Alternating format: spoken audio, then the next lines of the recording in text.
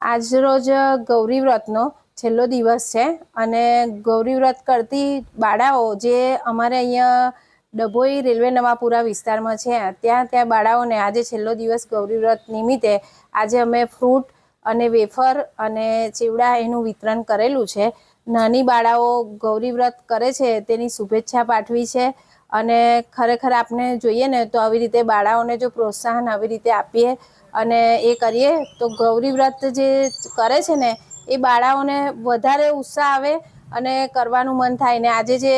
ઉપવાસ કર્યો છે એના બદલે 5 દિવસનો ઉપવાસ જે કરે છે આપણે તેના બદલે અમે ખૂબ ખૂબ શુભેચ્છાઓ પાઠવી છે કેમ કે નાની છોકરીઓને જે ભૂખે રહેવું ને એ એમ જુઓ તો અત્યારના પ્રમાણે અઘરું છે પણ તો પણ આપણી નાની બાળાઓ ગૌરી વ્રત કરે છે.